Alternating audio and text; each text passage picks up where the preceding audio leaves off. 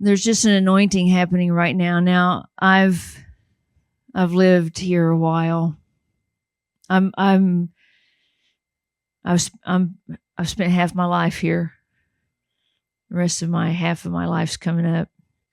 I feel good about the future. But there is an unprecedented anointing happening right now that I've never seen in 60, I'm almost 62. Am I going to be 62? Or 61? Am I going to be 61? Am I 61 right now? I'm going to be 62 in March, so I can't keep track. But you're really special. I know some of you don't feel it. That's why you didn't come down here. You don't feel special. You don't feel like you know. And the enemy has robbed you for years of making you feel like you're insignificant. But that's not what God says. You don't know the role that you play. There are some people in here that are going to be on stage speaking. There's some people that are going to be people's right-hand man.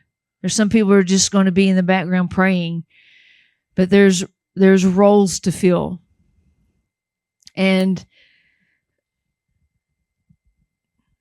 I wish I could say this in a nice way, but I'm going to do what God called me to do. And I really want you to too. I'm doing this because I want to speak to people that want to do what God. Somebody told me this week that, how was it you said that we're just in a vacuum or a mushroom or a pod or a snow globe. Yeah, Ann told me we were all just lived in a snow globe, and I was like, well, I don't feel like I live in a snow globe. But for her, we're odd. For me, I'm not odd. I don't care what people think about what God told me to do is all. That's really the only thing that separates me. And so I'm trying to give you that. And Cece wrote this word at, are you texting me? Okay. See, let me look. Cece wrote this word in the middle of the night. And, she doesn't like to lose sleep. I don't think you understand how much she likes to sleep. I don't like it. She said to me the other day, don't you have that feeling like, oh, this feels so good. I just don't even want to get up. And I said, no, I just wake up and go, I'm done with that. What? And so I know there's some of you that love to sleep, and Cece's one of those. But look what God can do. He can just wake her up in the middle of the night and make her mad, and then she has to get up and write. I love that about him on her. He just messes with the thing that she loves the most because she just said yes. And maybe after she gets through sharing, I can share a couple things. If I don't, I'll share it on Sunday. But I love this word that she wrote with him, and I feel like it's just a post cursor to what we shared about reformers. Just say over your heart right now, I'm being equipped tonight to be a reformer. I mean, what a privilege. See, I don't understand why people don't want to do that. Do you understand why they don't want to? I mean, like it's like a smorgasbord of opportunity laying out there, and we've got to do it. I mean, just look at Ann and Belle over here. I mean, you can just see on them that they are going to turn something upside down. They're going to rip up some stitches off of some stuff and sew it up into something else. They just are. I mean, like God is preparing them. And think about,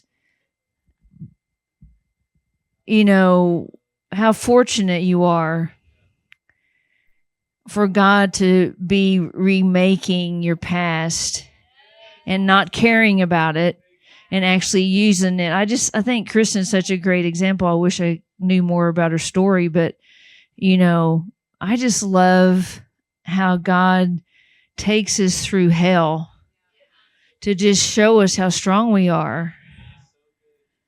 And she strong enough to do it. I don't know if I would have been. I would probably pieced out because I'm a fleer, but she's a fighter. Come on, Cece, and share your word with us.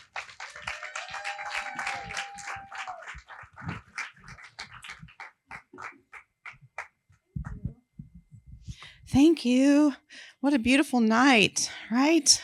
Wow. You guys are so, so beautiful. It's a beautiful perspective from up there to worship when I open my eyes and see all of you worshiping too. And oh, it's so beautiful. It's so beautiful. I used to be so afraid of being anywhere near up here or holding one of these, or even someone looking at me, honestly. In fact, the first time I think I spoke back when it was at the house church, I was supposed to lead a prayer for Tisa, and she was conveniently in the room back there after her surgery, so I had everybody turn around and face the room. I said it was for her, but it was really so they didn't have to look at me while I spoke.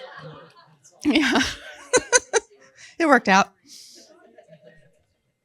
Anyways, I love being up here to speak Papa's words and to relay what's on his heart and relay my experience. Because I know that's what he wants to do for everybody in the room, everybody hearing.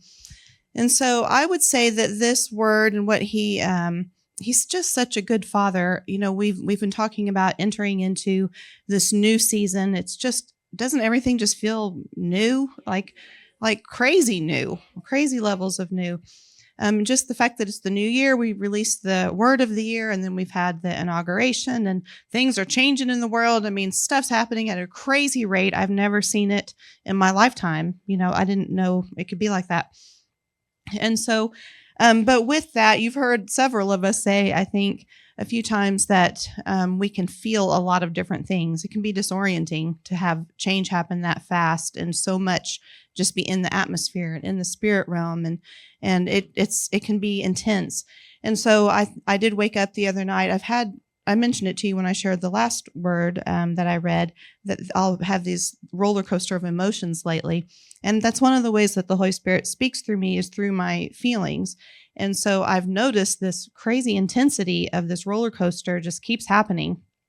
And so as Tisa said, I woke up in the middle of the night and began to try to talk to him about it, because it was one of those intense moments it felt like I was under attack. I mean, like spiritually, physically, mentally, emotionally, everything, like it was just a war all of a sudden. And so I talked to him about it. And I would say overall, he's just such a good father that he just keeps coming to try to frame for us what's going on in the world and how to position ourselves. He can't explain everything all at once, but he's really good to tell us the next thing we need to know in our next moment. So in bite-sized portions that we can manage. And so overall, I would say that that's what this word is. It's our good Father helping us understand what's going on some level, just showing us a little bit around the corner of what's going on in the world and the people that we're around, whether we're picking up on it at work or just in the atmosphere, or when, in each other, when we see each other going through things. We don't always recognize what's a spiritual activity. We're all still learning what's a spiritual activity. And so even just amongst us, where, in this house, we might be noticing each other doing things. And I feel like this is a word to kind of explain somewhat of what is going on in the world, and giving us some insight into how those changes affect us. And it's an incredible, incredible word. I felt, night and day different.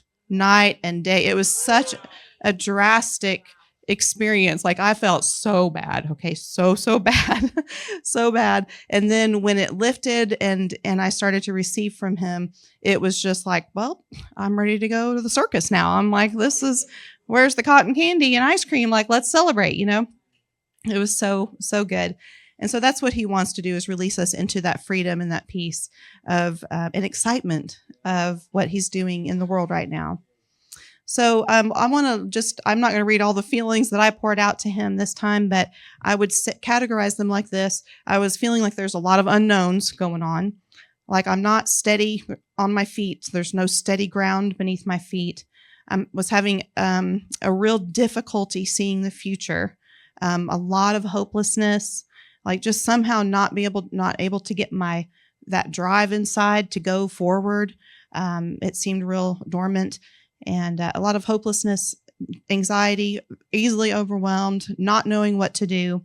I didn't know if I should stand up or lay down or, go into battle or rest, kind of just confusion, that kind of confusion. So those are some of the feelings I was having. And this is what Papa said. He said, there's a way it's been done, a way it's been measured, a way that man has counted its treasure. Promised and added to the total, but not yet realized, it just sits there and smolders. But what does the smoke foretell? What does it speak to those who watch it sitting there? Is it relief, or is it a promise they fear will fade? Daughter, son, my children have broken belief and trouble hoping in the promises they see. They have lost faith in the words of any man, for who can tell what is real and what is fake? They struggle with who to believe and whether or not their victory is really something they will see. Torn between two places, tempted to dream, tempted to believe, but having become comfortable in accepting the lies of the enemy. For hope comes with a weight of its own. It's a really interesting statement to me. Hope comes with a weight of its own. There is a promise that must be carried on the shoulders of those who will bear the weight of hope. Yes, hope has a weight of its own. My children are no longer accustomed to the burden it creates. They have never carried hope like this, where tender steps are needed in perfect rhythm. So quickly, I feel like this is one of the things he's saying is going on in the world at large around us, and it may be coming up in each of us in different ways. And we're faced at this point in time in humanity with a hope that's been released into the world on a new level, but people aren't accustomed to how of stewarding that hope. Hope can be a scary thing if you don't know Jesus, especially, but like the way I was literally trained was don't get your hopes up growing up. I was taught, don't get your hopes up. It's a bad idea. You're going to get hurt. And people experience stuff that reinforce that all the time. So the act of participating with hope when it's been released into the world can be difficult for people. It can be a change that they're not accustomed to.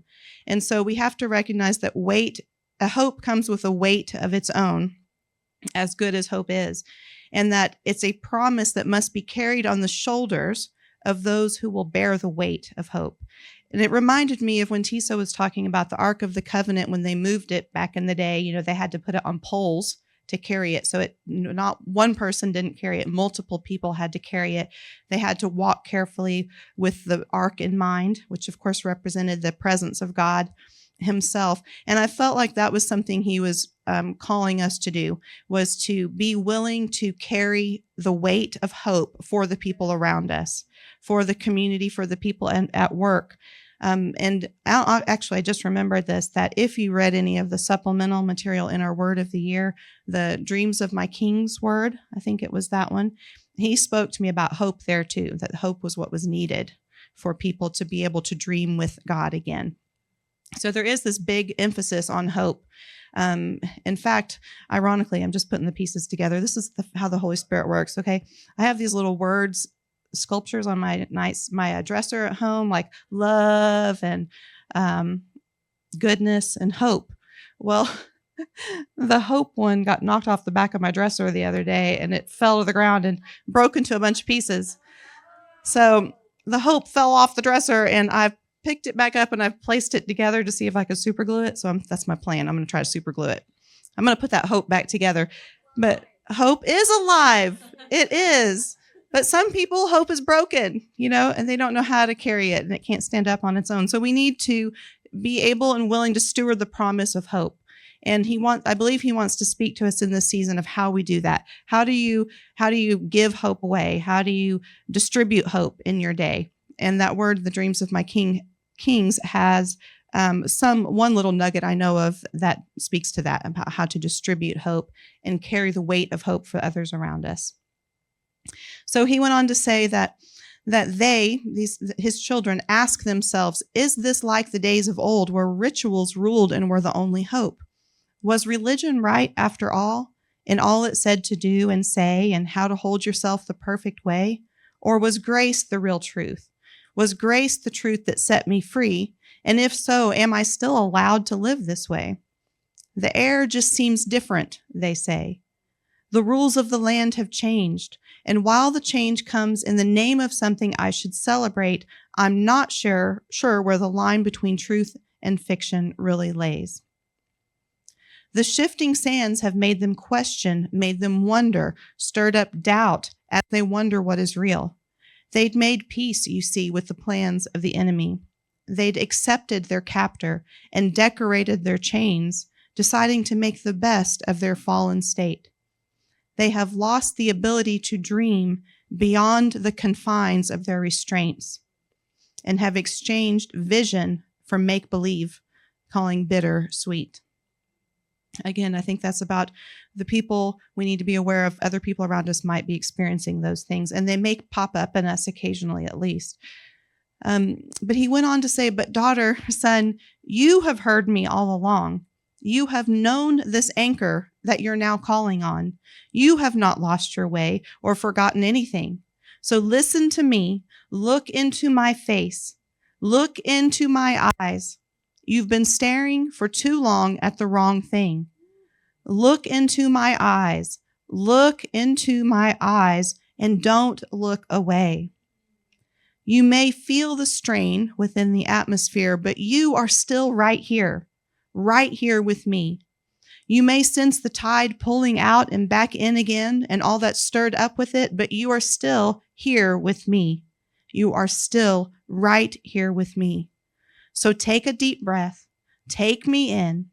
You don't have to worry about all of that. I will teach them to hope again. I will train them in their moment. I will lead them each by the hand and show them how to enter their promised land. So I think he's reminding us at this point of our position. We may feel a lot of stuff going on. We may see it happening. We may feel like we're in the middle of it, swimming in it. But we have to remember we are forever tethered to the mercy seat, right? We are actually seated in heaven, in heavenly places with him.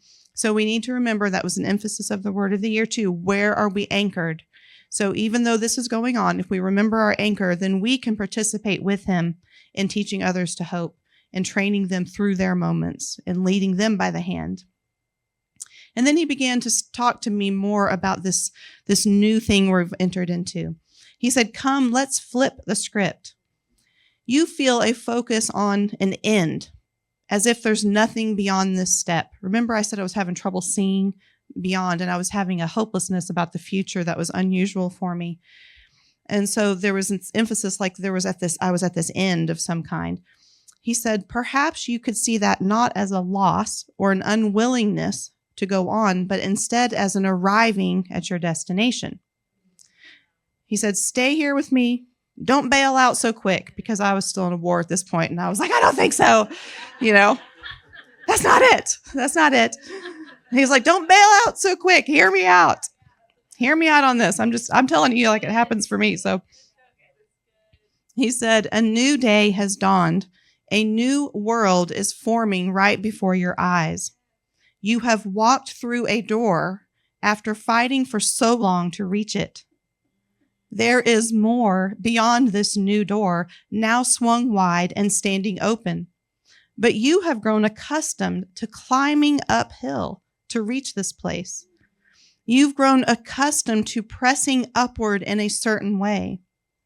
There is a leaning on the forces at hand that make up your positioning on this journey. There is a way that you actually reserve strength by allowing your opponent's efforts to work for you.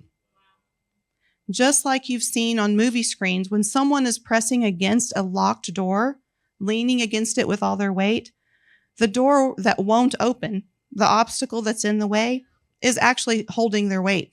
It's supporting their weight. That's why they go flying when the door finally opens and gives way. The force that was standing against them is no longer in their way, and they must again hold their own weight. It takes a few stumbles and maybe even a crash before they find their footing again. This is the sensation you are feeling of late. The door has swung open, and now you are stumbling past its gate. The forces of nature in this new place are different than the last, and you must find your footing in a new way to re-engage your strength. There's so much in this. So you may have to revisit it again to get it, but boy, it really spoke to me. He said, you are not lost. You have not fallen down. You have just fallen further into your destiny. Fallen further into your destiny. But don't worry, for there is plenty of time to find your new stance in this new measure of your promised land. Don't worry. Don't be alarmed. There is plenty of time for you to take it all in and find your bearings again. He said, this is indeed a time to celebrate and rejoice. Though you may stumble, don't forget to look around. Take in the new sights and new sounds. There's plenty of time for you to look around. You don't actually have to hit this ground running.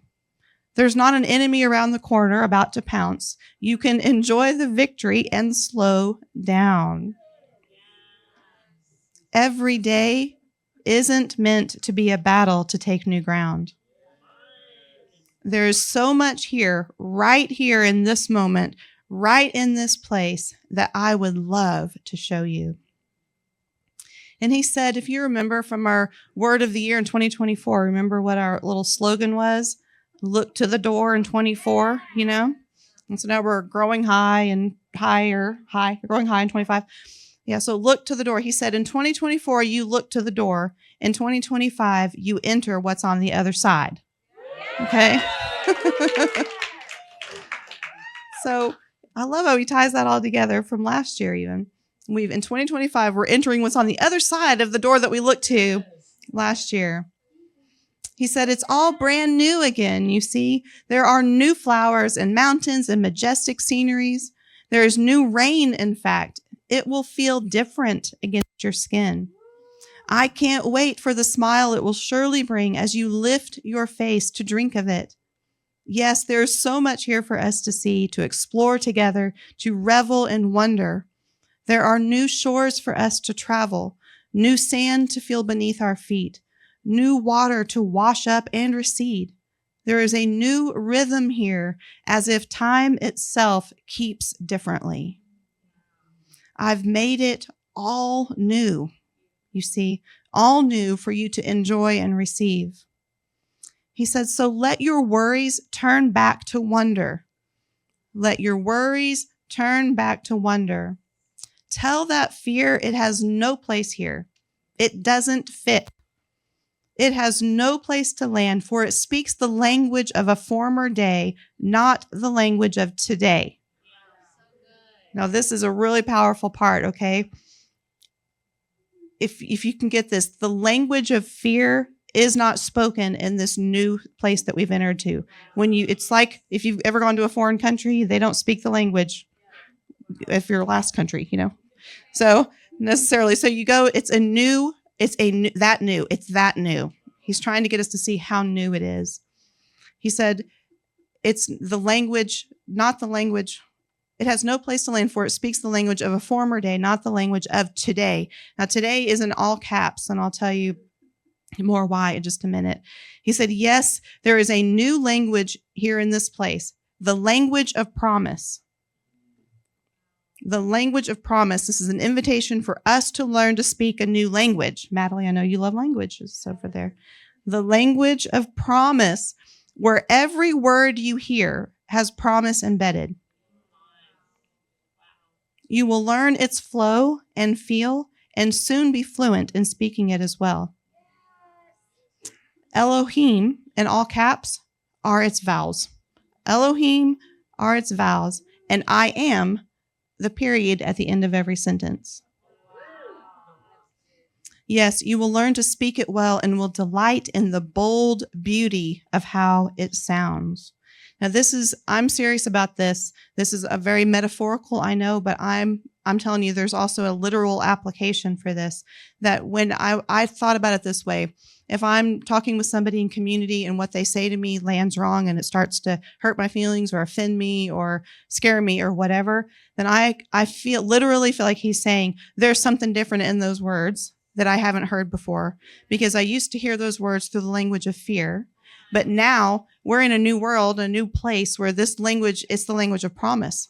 So there's something different in those words that actually holds a promise for me, not just something that doesn't hurt, but a promise, an upgrade. And so we get to learn what that language is. We get to practice hearing it differently, learning what the language is. And I feel like we're going to notice patterns and going to be able to identify a new language. Things that we once heard one way are going to start to mean something else. And I do feel like the letters that make up the name Elohim are significant, and it says those are its vowels. So that's something we can play around with, just play around with it, have fun with it, see what you can hear him speaking through the name Elohim. And the I am in all caps is also the period at every sentence. He said, this language, when spoken, expands the lines of sight, opening up your vision to read between the lines. I literally saw this in like a vision where all the lines just expanded and there was another form of writing in between all of them. He said, together you and I will read all through the night what once was hidden and out of sight, now visible and overflowing with insight.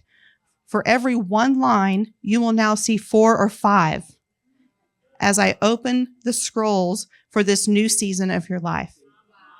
And I'm just saying, you can just receive that as a promise, okay? And when you're reading anything, but especially if you're reading the word, you read one line, just think there's 4 more lines he wants to show me about that one line. There's something we can really, really feast on with this promise. This is what's in our new world. It's in this new season.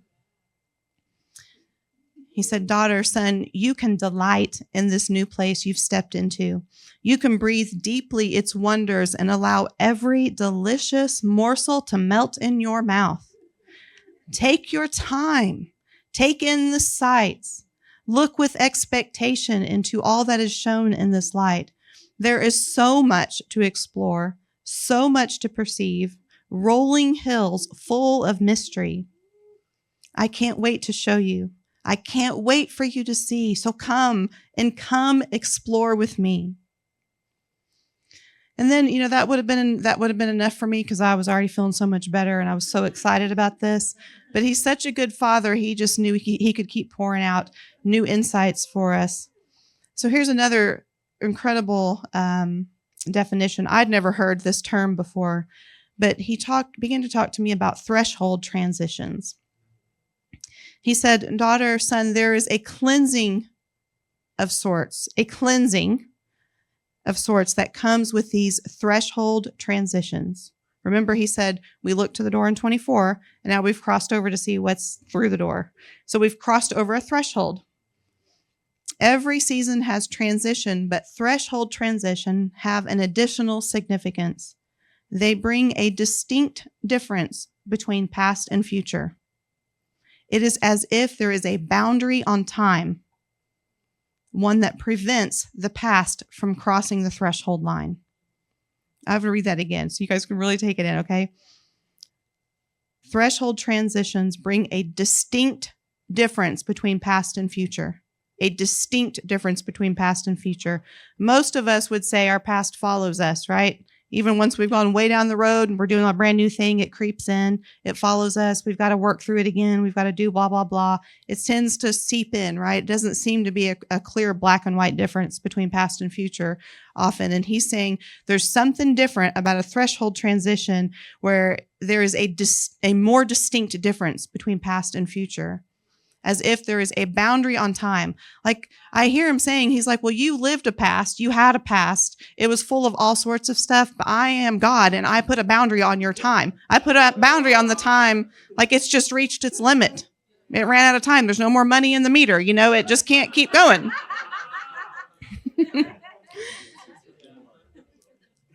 As if there is a boundary on time, one that prevents the past from crossing the threshold's line. You have crossed this threshold, and with it, severed certain ties that once kept you tethered to a past you needed to leave behind. There is no sorrow in this plan, only freedom and great hope for your tomorrow. He's talking about a plan that has no sorrow in it. What he's talking about is being severed here is not the type of severing that brings sorrow. It's the type that brings release and freedom. You are released from what would hinder you in your current season. You are released from what would hinder you now that you've walked through the door. You are free to step brand new into your tomorrow.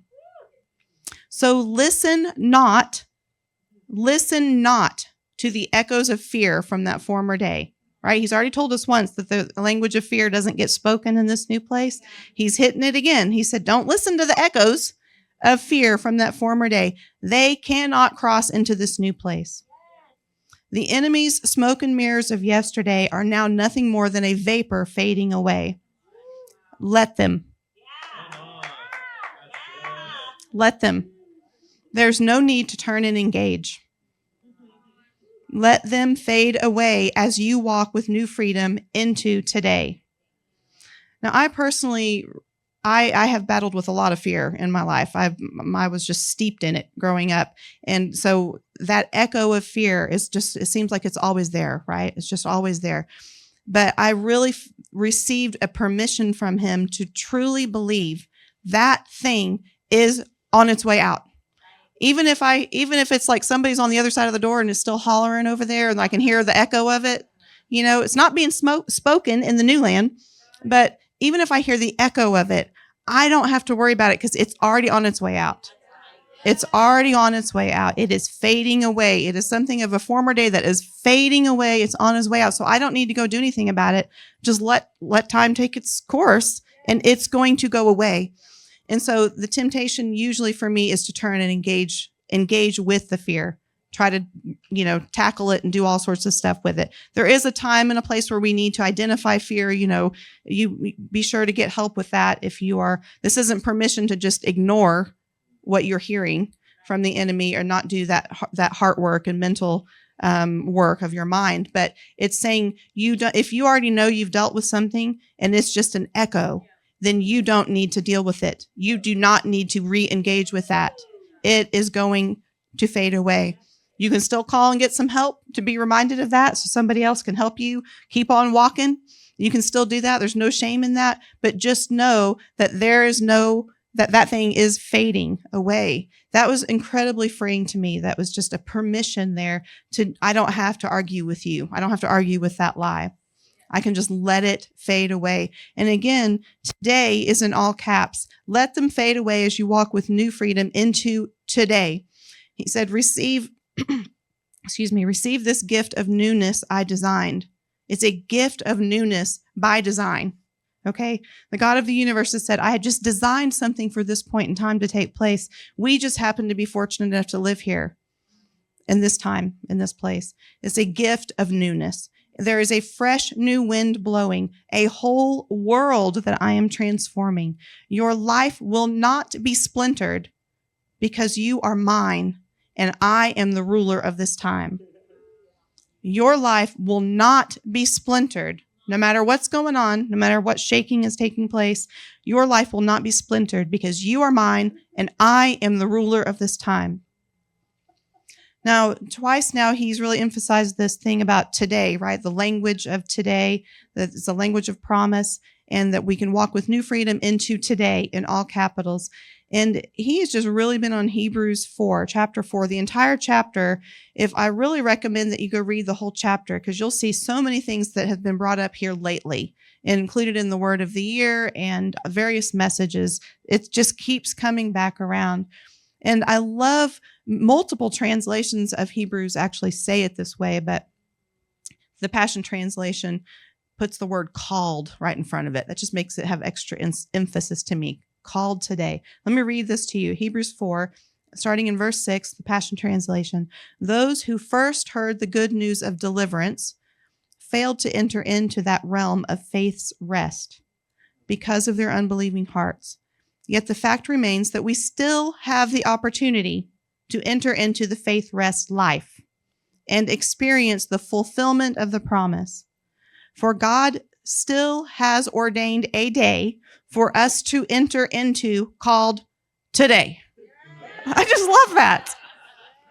God still has ordained, his sovereignty has ordained a day for us to enter into, and he called it today. Today.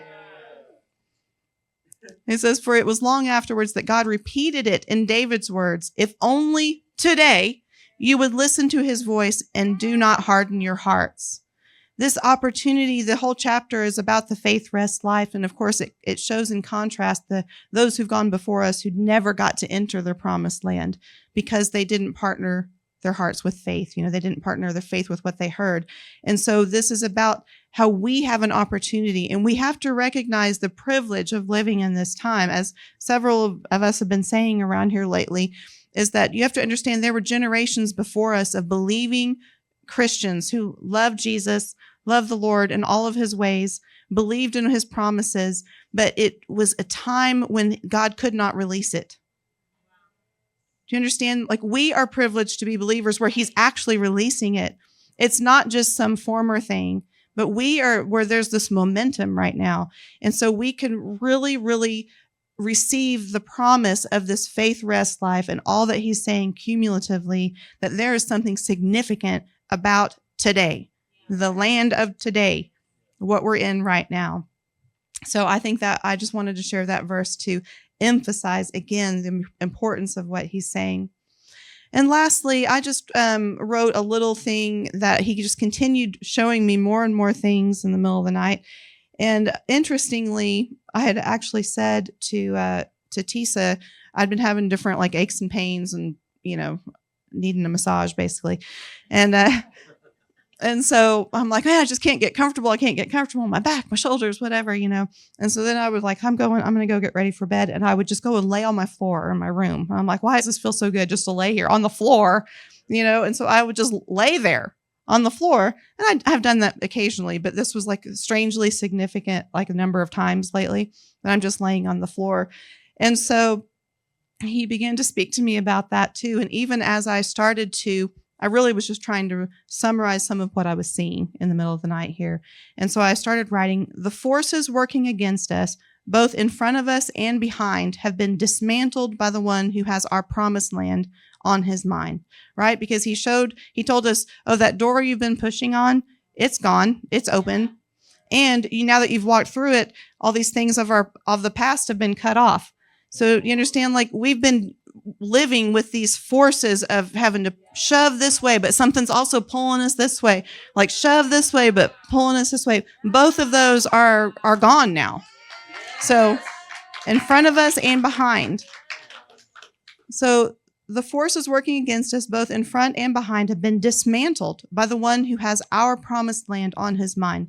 No wonder it feels different. Just kind of think about this in terms of your physical body, like using the real metaphor, right? So no wonder it seems fitting to surrender to gravity in this moment. That's why I just wanted to lay on the ground. I didn't know if I should be pushing this way or this way. I'm like, I don't even know. I'm just going to lay on the ground. And it felt so good.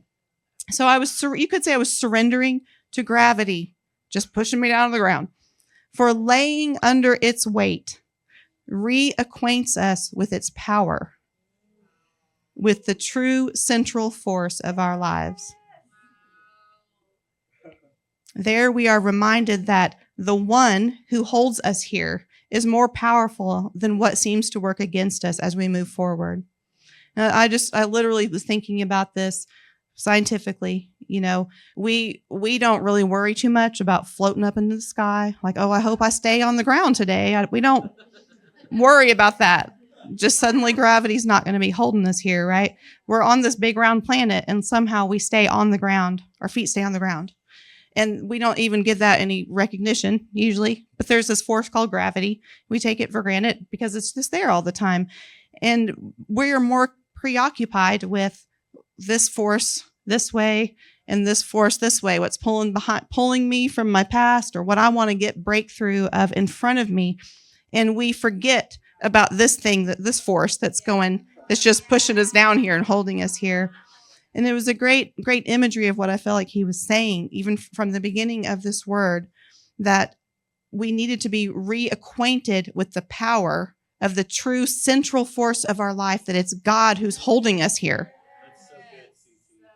So there, when we surrender to that, just laying on the ground under the gravity of him, there we are reminded that the one who holds us here is more powerful than what seems to work against us as we move forward. We are reminded that our stance in life is meant to be in response to its great power rather than the obstacles we face. In our most natural state, without having to fight for it, we stand at ease, held in this season of life by his power. So obviously, right, if you think about it, generally speaking, most of the time, if we're just trying to stand here, we're not trying to go forward or backwards or left or right or anything, you can kind of stand at ease. We don't have to do any effort for gravity to work, in other words. We are not holding ourselves down or anything. We're just held. There's no effort on our part to just be held here on the earth. But this is our doing. We're pushing ourselves forward, or this, like we're working against what's pulling us back. That requires our strength and our muscles. And this whole imagery, I feel like he's telling us, seems to be saying that we have become so accustomed to fighting. Sorry, I thought I missed a paragraph. We have become so accustomed to fighting for forward progress that we have in a way become oriented around what worked against us rather than one inviting us into our future. It suggests that we pre-position ourselves for our day in our hearts and minds, more so in preparation for resisting the enemy than engaging with God himself. It suggests that fighting against the enemy became so normal that it became the stronger influence on us than our connection with God. Are you seeing the imagery of it? Right? So we're starting off our day like this, like we're going to push on through or whatever, instead of just like we're so focused on which way do I need to stand? Should I get my arm out this way or what? I don't know. You get the idea. And we're so focused on that and we forget about just, I'm starting out today connected to the one true God. I'm starting out today held in this season in my life. The only reason I'm alive and breathing and have oxygen and my blood's still flowing and my heart's still pumping and all that is because I'm held by him, because he's provided he's my safety and he's everything. He said, but if the enemy we knew yesterday couldn't get through the door of our today, then we could feel like we're floundering without it. Again, right? Just like he was saying at the beginning of this word, if we're so used to doing this and being pulled this way and all of a sudden that's not there, then we could be like, whoa, what's going on? Like I feel strangely relaxed. I don't have anything to push against in this moment. I feel weird. Many of us have said this, that I feel weird. All of a sudden I'm not anxious for half my day. I'm like, that was weird. Because you've gotten so used to anxiety or depression and you're like, I feel like something's missing. I'm missing something because that thing is gone. And it can feel disorienting when you've gotten so used to it. So he's saying some of that's going on in this season and this transition right now. In his mercy, we are being relieved of yesterday's battles and invited into reestablishing ourselves in relationship with him. There is a reset that is happening with this breakthrough this year. It is as if he is saying we can afford to take the time to do this, to learn how to live with him in this new territory of promised land. When the fog of war lifts, it's important to take the time to recalibrate, to recenter, and shift out of survival and fight mode. And he's giving us permission to do that. He's giving us permission to do that. We've heard many messages of why we have a lot to do in this season, right? And the reformers arise. We are so excited about what he's going to do in this point in time and what he's invited us to participate with him. But he's saying, hey, before you go running off to do all the stuff, don't forget you still have some stuff you need to recognize and just get recentered with me. Recalibrate and recognize the newness you're living into, because the war that you fought yesterday isn't the same war that's out ahead in this season. It's a brand new thing, and we need to know how to operate with him. And we need to know how to be anchored in truth and anchored in true relationship with him to go out and do the things that he has called us to do. And so I love this word. I love the permission and the invitation to dive into several of these things where we can, again, I just want to recap a couple little things. There's a promise of hope that must be carried on the shoulders of those who will bear the weight of hope. Again, I think about that imagery again. If you're leaning forward this way, you can't balance things on your shoulder very well, right? So we want to be healthy individuals who are solid and being infused by our relationship with God so that we can stand upright and be those that can carry hope on our shoulders to distribute. It's important that we're healthy to go and tell people that hope is alive. We want to remember where we're anchored in. The world may be swirling and all sorts of stuff, but we are anchored. We are anchored. It's already been settled where we're anchored, who we're anchored to. And then we want to receive the invitation of the newness of this day and realize this really is something new. This is a new thing. This isn't just another version of yesterday. This isn't just another version of the world that our parents grew up in or another version of the world that we grew up in. It's really a brand new thing. So we should be looking with expectancy to see new things and to let him speak to us. The best way to discover something new is to ask him questions, right? So there's several things of imagery in here about rolling hills full of mystery and, the new flowers, new mountains, majestic sceneries, new sights, new sounds. There's all sorts of things. There's like new rain falling that we can drink from.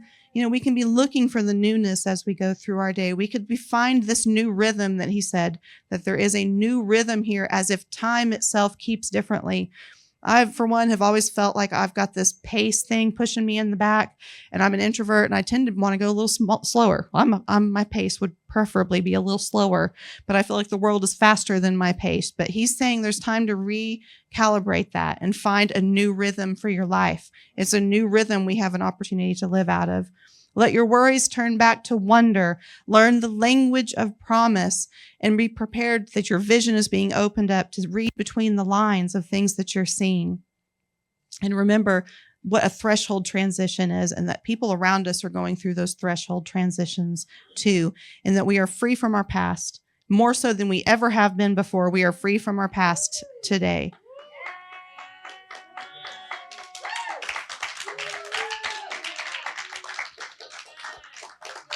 So let me pray over you before we close up today. Do you want to come back up, Tisa? Or?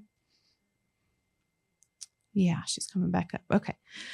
I'm going to pray over us first, though. Papa, I just thank you for your fathering. I thank you for the way that you train us and lead us, and you truly go before us and behind us to prepare the way for our future and save us from the harm of our past, just like your word says. I thank you that you speak through your Holy Spirit to us, and that, Holy Spirit, that you reveal the things of the Father about his character, his nature, who he is, how he loves, but also what he's doing on the world today.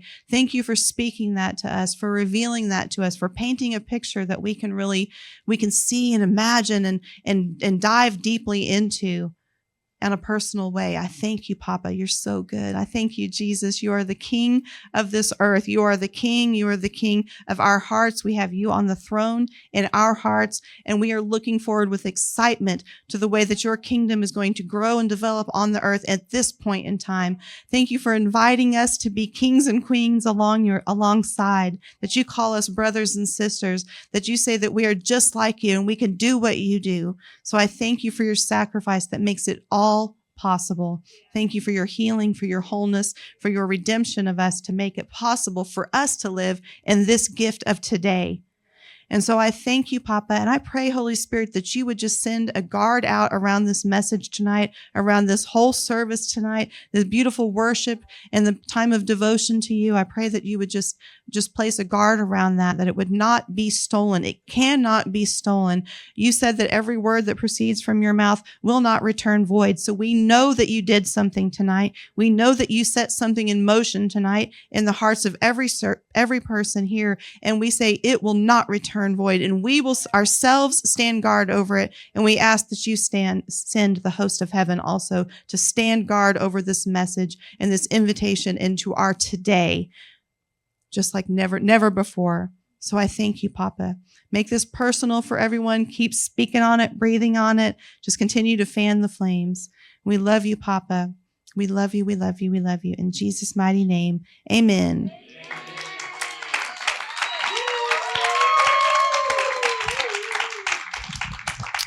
Thanks, Cece. Just real quick, one thing that we have to remember, that when God releases a prophetic word over us, it's not in its fullness yet. So it's something that is to be anticipated. It really has to do more with the posture of our heart. I was thinking while she was talking that I just randomly heard this thing today, where Trump had said in a statement, I think Lynn mentioned it on, Trump is God's wrecking ball. And so that means that some stuff needed wrecking. And one of the things, I think you mentioned it on Sunday, was about Hollywood. But what was really cool, I heard this clip from Mel Gibson, and he said that Trump didn't even call him, that the way he found out was that it just got announced. Didn't you mention that on Sunday? Or anyway, but I was thinking when I heard him, this is what he said. He said, but, he just says stuff off the cuff. And he said, if he needs me, my answer's yes. And so it made me think about what we were singing about, that he didn't know anything about it. He didn't know what he was going to be doing. And all he was saying was yes. And so sometimes our yes positions us for something that we don't know about yet.